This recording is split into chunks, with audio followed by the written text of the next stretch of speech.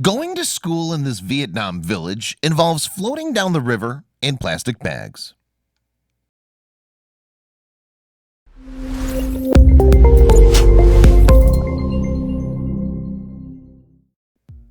Most kids might find waiting outside their home for a school bus a bit boring, but it sure beats the way kids are getting to school in Huoi Hua, a northern province in Vietnam. They don't do things the way people do it in America. Their idea of school transportation is a complicated one, and in some cases a dangerous task you have to see to believe. But for students in this village, it's simply a way of life, nothing more, nothing less. Every week, students in Huoi Hua village wake up to this beautiful scenery. The village is one of the most remote and difficult villages to get to and out of in the Muang Chau district of the Dien Bien province in northwestern Vietnam. The whole village has 75 households with about 500 people. Usually, kids rely on a bamboo bridge to get to school, except during flood season. Flooding causes the bamboo bridge to get swept away, which forces people of all ages to use bamboo rafts and stretch ropes across the stream safely. But even then, there are some serious risks. Traveling by stretch ropes is extremely hard for even the strongest adult. The currents can be very powerful, which is why no child would ever be allowed to make this dangerous journey all on their own without an adult to supervise and guide them to the other side safely.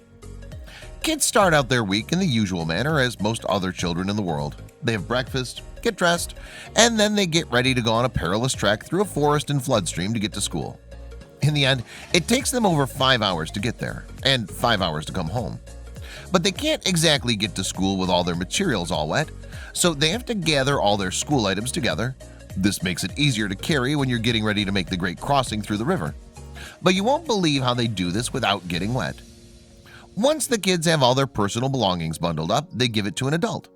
This is sort of a ritual for over 50 school students who place their belongings in a plastic bag and then get the adults, usually a parent, to pull the items through the stream.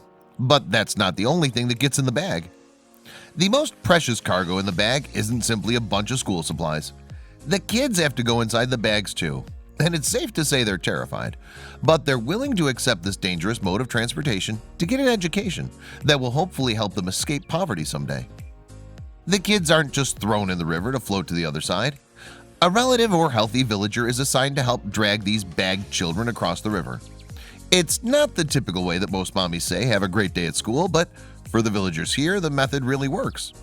The process is hazardous because a lot of things can go seriously wrong. If the man were to lose grip or make even the tiniest mistake, the child inside the bag could get swept away by the strong floodwaters. But those in charge of this task know how valuable their precious cargo is. Even though adults assure them it's okay, some kids are very nervous. They stare anxiously at the river as their turn approaches.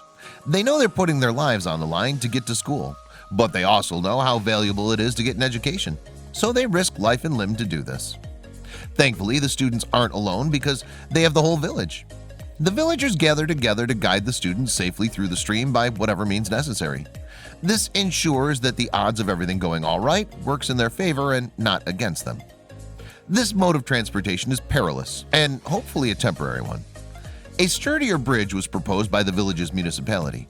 Unfortunately, they don't have enough money to justify the expenditure of investing in the construction of a whole new suspension bridge. For now, it seems like bagging kids across the river is the only way to travel. Most kids seem relieved when they make it to the other side with their belongings relatively dry for the most part, but they have the villagers to thank for putting it all on the line to ensure they make it every time. The parents of these children are unwilling to let their kids risk crossing on their own. Crossing the river is simply too dangerous during flood season. So until the villagers manage to raise enough funds to build a bridge, this is the safest way for kids to get to school. Now, that's one way to use plastic productively. The sacrifices these kids undergo to get an education is commendable. Most kids in the Western world skip school to do frivolous things like hanging out with their friends. But these kids put their lives at risk to get to school. Of course, there are other ways for kids to travel across the river. Besides plastic bag, there is one other way to cross the stream. A man can try and ferry these eager students across the river using a raft made of bamboo. But this method also comes with risks. A strong current could easily cause the raft to tip, putting the child's life in danger. On the other hand, bamboo rafting is also a great way to connect with nature. It's a cool way to prepare for a tough day of learning by rejoicing in the beautiful greenery while listening to the soothing sound of the flowing river. For these kids, it's less terrifying and more a way of life. Once they make it to the other side of the river, they're undoubtedly relieved. Now all they have to do is head to school. Unfortunately, this isn't the end of their journey. It's just the beginning. But what else do they possibly have to do besides survive a deadly river?